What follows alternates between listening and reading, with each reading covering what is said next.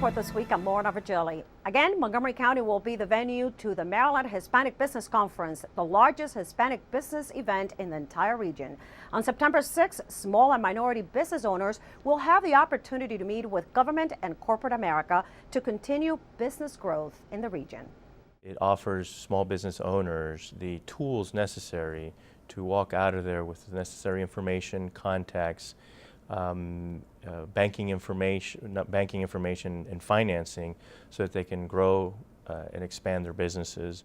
The conference offers workshops, training, and business sessions focused on creating opportunities for participants from all industries and promoting business relationship building. Last year and again this year, County Executive Leggett will be one of the keynote speakers. This is an opportunity for us to build on the successes that we've had thus far and to outreach to the broader Latino community in order for us to make certain that we can be as responsive as possible to their concerns. Because when we have growing businesses, and small businesses are in fact a good part of our local economy, it not only helps the Latino community, but helps the county and the state as well. It is estimated that 50% of all Hispanic businesses in the state are located in Montgomery County. That translates into an $8 billion economy. The conference also focuses on government contracting opportunities. Through the seminars, there's information given about how the procurement process works, procurement opportunities, and most importantly, the small business owner is able to talk to the procurement officer or contracting officer directly right there on site. The Maryland Hispanic Business Conference will be held on Tuesday, September 6th at the North Bethesda Marriott and Convention Center. For more information, visit www.mdhbc.com.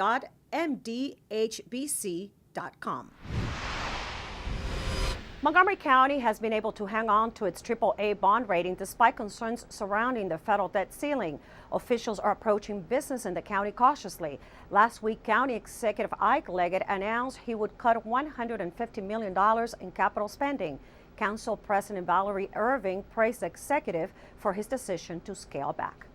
We have to be very careful about how we maintain our AAA bond rating, and the capital budget's really interesting because it's not all paid for with current revenue, it's paid for with bonds, and so that means we're carrying debt. And so we really loaded up our CIP in the good times, and so now we're in another place. And so I think the county executive deserves to be commended, and I, for one, am very much in favor of his direction. Montgomery County Redistricting Commission is working on a once-in-a-decade task of redistricting the 5 county council districts. New council district boundaries will be recommended based on information gained from last year's census. Our state is doing this, the federal government does this every 10 years. After you do the census, you look at your political boundaries to make sure that they are what they ought to be in light of the population that you now have. My district, for example, my district's grown, and so we try and equalize the number of people in each district so that we're representing our people well and not have too many in one district and not enough people in another district. So then you start jiggling the borders a little in order to achieve that result and other things that you might want to do in redistricting. A public hearing on the proposed district map changes will be held September 1st. This year marks the 10th anniversary of the September 11, 2001 terrorist attacks, and the county and the city of Rockville planned a September 11 community remembrance. The ceremony is planned as a time for tribute to the victims, their families, emergency responders, and members of the military. Local elected officials, including County Executive Ike Leggett, will participate in the program that will include remarks by a family member of one of the Montgomery County victims. The ceremony will include an interfaith prayer service and musical selections by the Montgomery County Police Gospel Choir. The public is invited to attend on Friday, September 9th at 12:30 in the afternoon in the Courthouse Square Park in Rockville. The Montgomery County Fair is in its 63rd year, and over the past week, folks in the fair community have had the opportunity to showcase what they do best. Our Susan Kennedy was there, and she brings us the story. Susan? Lorna, when people think about the Montgomery County Fair, they think of rides, cotton candy, and funnel cake. But really, the fair is a celebration of agriculture here in Montgomery County.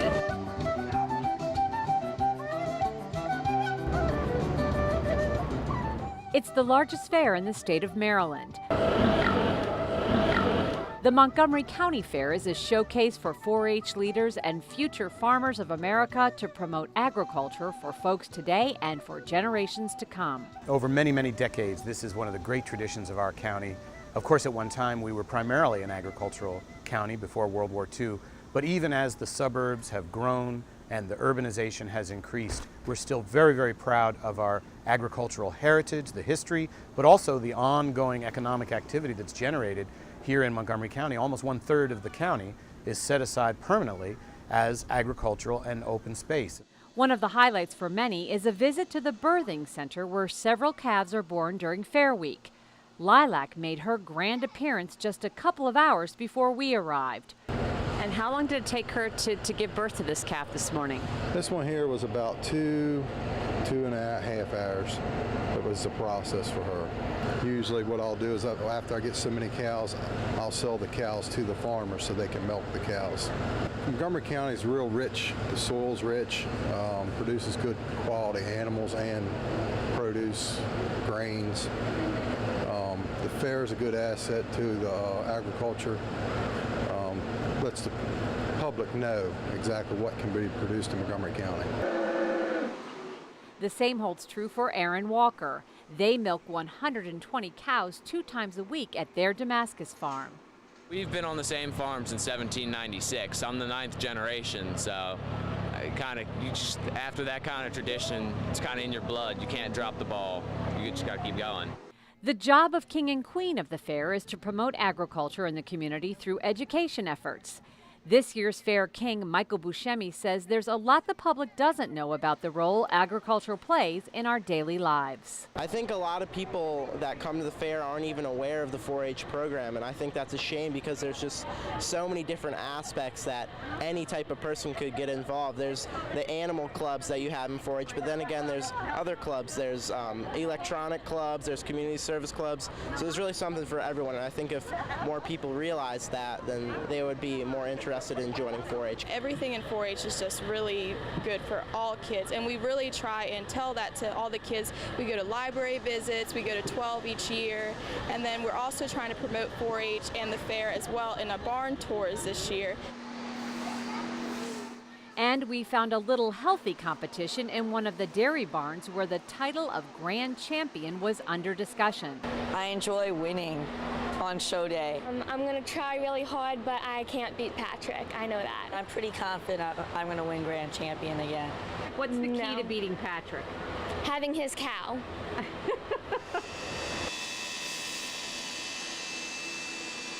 And while these competitors spend all their time getting their animals ready for the big show, there's always those folks who come for the rides. I'm Susan Kennedy for County Report This Week. When we come back, we will get a police update about a flash mob theft that occurred in Germantown. And we talk with County Executive Leggett about this particular incident and how a teen curfew can help.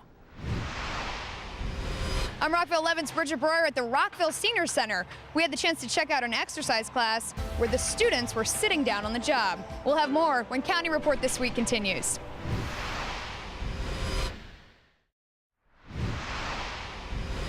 Welcome back to County Report This Week. I'm Lorna Virgili. The Rockville Senior Center is known for offering the over 60 crowd a sense of community, classes, and activities, and a place to have a good time. Rockville 11's Bridget Breuer checked in on a class that is always packed full of excitement. She has more in this story. Bridget? That's right. There's always a lot of fun happening at the Rockville Senior Center. We had the chance to drop in on a popular chair exercise class and found out laughing and having fun is as important as strength training. Diane Wallenmeyer has been attending Rockville Senior Center chair exercise class for years. It's essential for me to feel good. I have arthritis, and it just makes me feel wonderful. I come in thinking, oh, I can't do this, and by the end of the class, I feel great. Participant Fern Fabus says the class keeps her feeling good. Well, I'm just happy. I never thought I'd live to be 79 years old. I just thought, my goodness, all of a sudden I woke up and I looked in the mirror. I said, oh, Fern. But I'm 79 years old, and I thank God for it. And I mean, I will continue. And I mean, as long as I do this stuff, I'll be living longer. Members of the class attribute their success to instructor Jackie Cristiano and her passion for keeping seniors fit. I just love her, and she makes me laugh, and she's lots of fun. She is as funny as anything. I mean, and she makes us laugh, and she's a good teacher too, and I like her very much. Cristiano says lifting weights is just one of the many areas she focuses on. They build their upper body, and I work on their legs too. I mean, I try to get them to do some strength. That's what the band around the legs were, and then the weights on the knees and behind the knees. So we're trying to make them strong from head to toe and keep their minds going. 24 years on the job, keeping seniors healthy, we asked Cristiano what keeps her going. They're my inspiration. I have a 103-year-old lady that she hasn't been here for a few months, and you look at her and you say, I want to be like that. No, I want to be like Ruthie, who's 88 and can't see very well. She never stops. She's in 3 of my classes. For more information on the city's Rec and Parks Department, visit rockvillemd.gov/recreation. And now we go to Officer Janelle Smith for an update on the flash mob theft that occurred at a 7-Eleven store in Germantown. Officer? Yes, Lorna. It was early Saturday morning, about 1:47 a.m., when Germantown officers responded to the 7-Eleven store located at 13001 Wisteria Drive, for at the time they believed a commercial holdup alarm.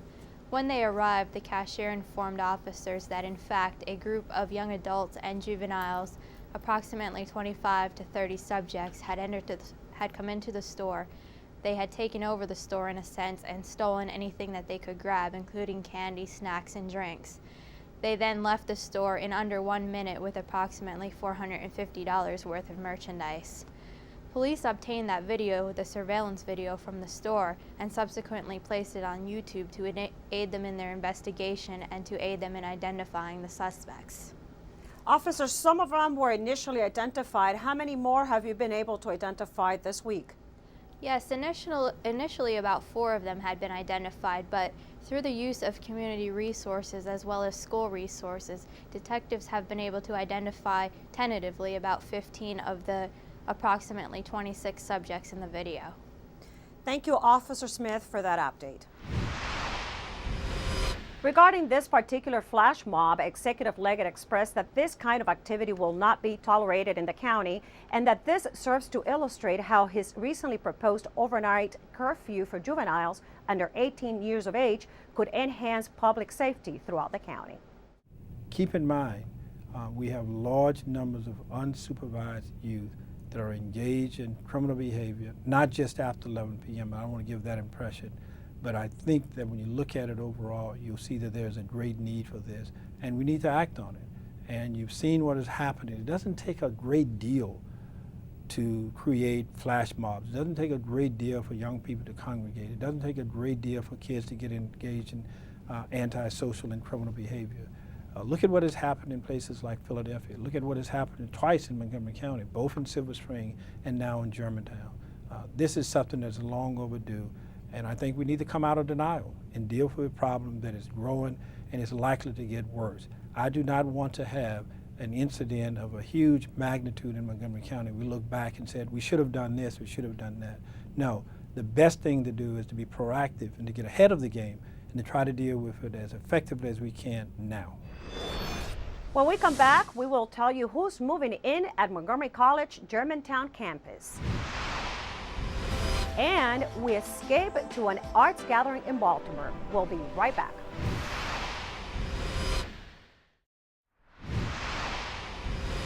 Welcome back to County Report this week. I'm Lorna Virgili. There's some big news on Montgomery College's Germantown campus, and MCTV's Michael Brown has the details. A new future is taking shape at Montgomery College. The college's Germantown campus will soon be home to Holy Cross Hospital.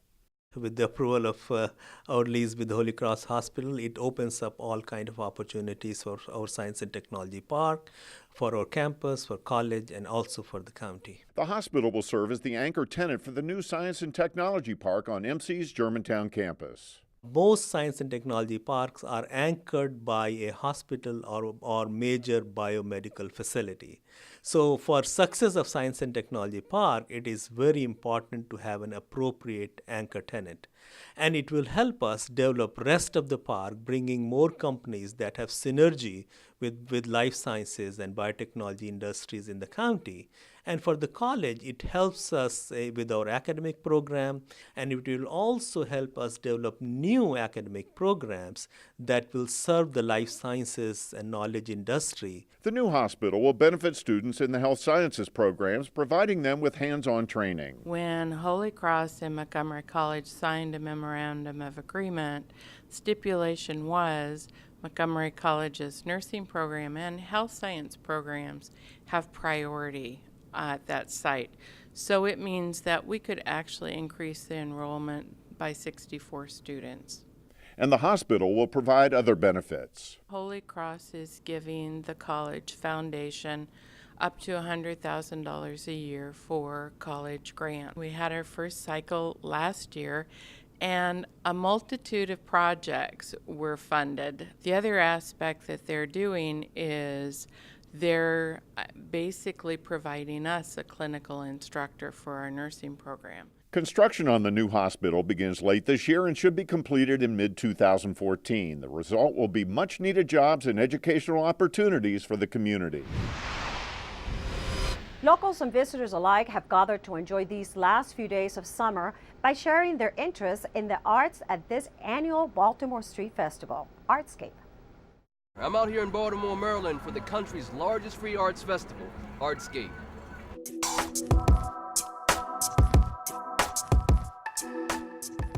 Baltimore was founded in 1729 as a port city for tobacco and sugar.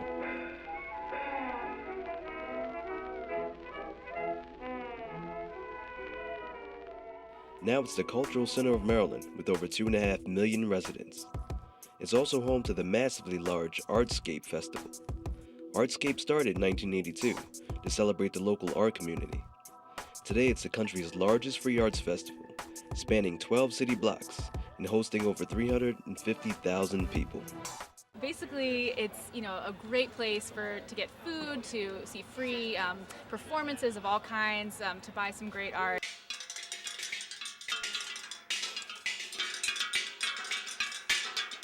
My name is Jeffrey Everett from El Jefe Design, and I create original screen-printed posters for local and national concerts. Most of the inspiration comes from bands, their lyrics, kind of their overall tone, but a lot of it is just sitting down, cup of coffee, working late hours, and my little kids saying, "Daddy, draw me something." I'm putting up this image of these 4 hands spelling the word love all around the city on 20 walls spread throughout. So I've done 7 so far. And we're just kind of out here today telling people about the project and selling our wares, trying to raise some more money for the next ones. I am selling 100% wool toys. People keep coming up to me and asking what kind of animal it is. It's a hybrid of an animal of camel, hippo, cat, dog. So it kind of allows the child's imagination to expand a little bit more. We had a great time down here at Artscape. Stay tuned in for more events going on around town. August is Adopt a Black Cat Month, and here's Kathy Stanhope from the Humane Society. Hi, this is Kathy Stanhope with your Pet of the Week at the Montgomery County Animal Shelter, and I'm here with Bronco. Bronco is a very lucky little black kitty. He came in as a stray just yesterday, and we're already featuring him on the show because he's so sweet and he's really looking for a home. And August is the best time to adopt a black cat from the shelter because August is Adopt a Black Cat Month. And we are doing a very special deal where you can come in and adopt a black cat that's 6 months or older, like Bronco here, who's about 9 months. You get a black cat when all the fees are waived. So that is a very good deal because some people still think black cats are hard to place, and I just still can't imagine how no one or how anyone cannot think that this is a wonderful kitty. He's sweet, he likes to be held. Now, we have a list here at the shelter of the 7 lucky reasons why you should adopt a black cat. And they are, a black cat will match any decor. Holding a black cat is slimming. They don't care what you look like. Their coats shimmer and their eyes will mesmerize you. And when you have a black cat, luck is on your side. They will love you unconditionally forever. and you will truly save a life. And you really do need to come in and save the life of this little kitty. So come on into the Montgomery County Animal Shelter and meet Bronco or another kitty just like him. Give us a call at 240-773-5967 or visit us on the web at mchumane.org. And remember, August is Adopt a Black Cat Month. Come on and meet Bronco. Thanks. Coming up, we will take a look at how the smoking ban has impacted local bars and restaurants. And we'll bring you some gardening secrets. We'll be right back.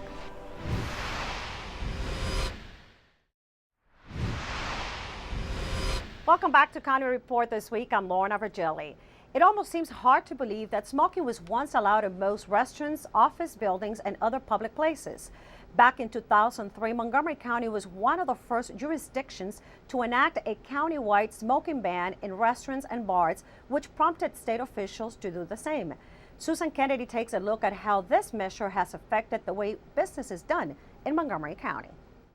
It was dubbed as a measure that would protect the health of restaurant workers and customers by prohibiting smoking in county eating and drinking establishments.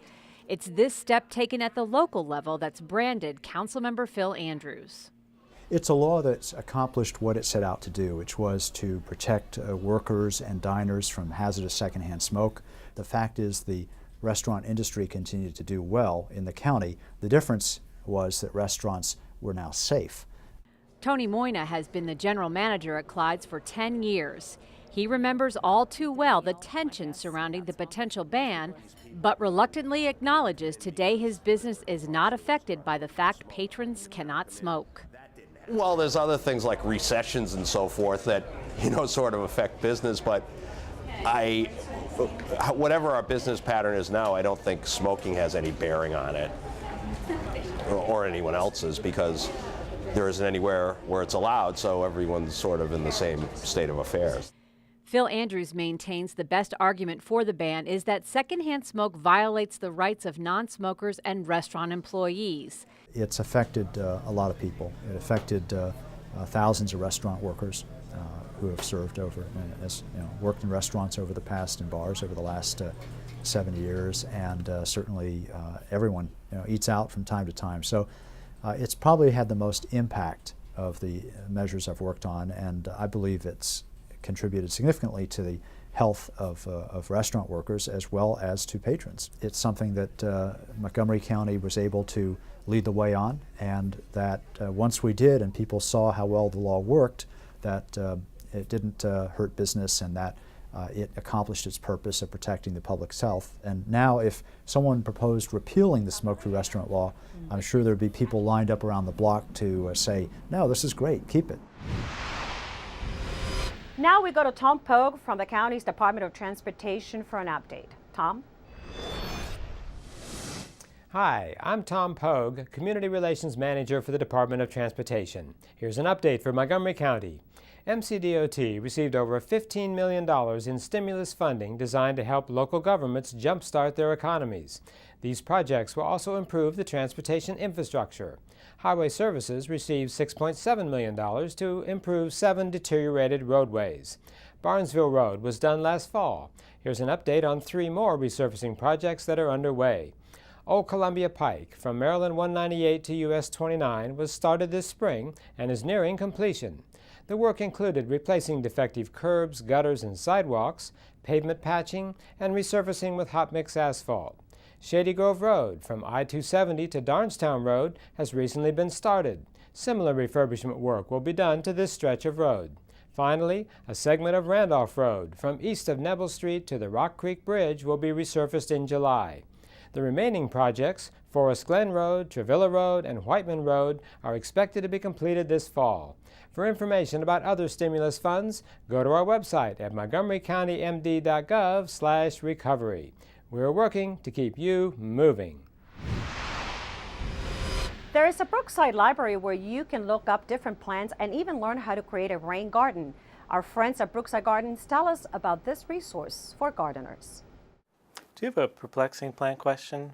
Are you looking for resources on how to create an organic vegetable garden, design a rain garden, or learn how to start composting your yard waste? You can find all of these resources and more here at the Brookside Gardens Library. Hi, I'm Jared Ashling, Volunteer Coordinator and Library Horticulturalist, coming to you from the Horticultural Reference Library at Brookside Gardens. The library contains over 5,000 reference books and 30 periodicals. We also maintain a large collection of current seed and plant catalogs and a searchable database that allows us to identify the exact location of virtually every tree and shrub in Brookside Gardens. We also host several Master Gardener plant clinics throughout the week. Master Gardeners are trained horticultural volunteers from the University of Maryland Extension. They're here every Saturday from 10 a.m. to 2 p.m. and Sunday 1 p.m. to 4 p.m. During the growing season, from April through October, we also offer 2 additional weekday Master Gardener plant clinics on Wednesday and Thursday from 1 p.m. to 4 p.m. These plant clinics are a great way to get friendly garden advice, identify weeds, and learn solutions to all your plant problems. Check us out online to see the Master Gardener Plant Clinic schedule, search our living plant collection database, and discover other exciting horticultural resources. And that does it for County Report this week. Join us at this time every week for a look at what's going on inside Montgomery County. Today, we're going to leave you with some sights and sounds from the County Fair. I'm Lorna Virgili, and thank you for watching.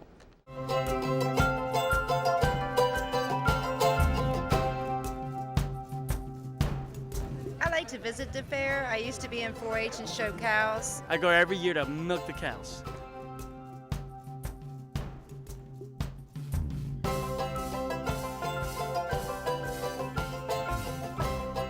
We feel that the fair is a very important aspect of Montgomery County. It's a very big event.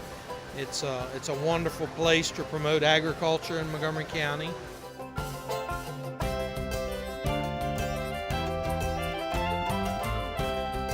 And it's very fun. If you don't get a chance to come this year, definitely come back next year.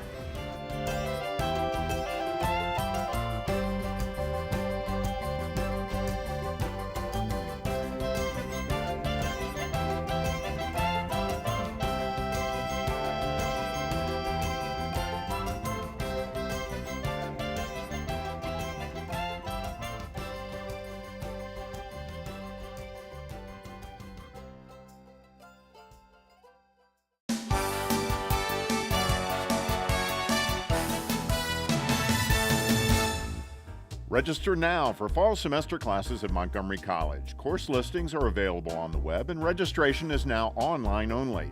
For assistance and information, stop by the Admissions and Records Office online or at any of our 3 campuses.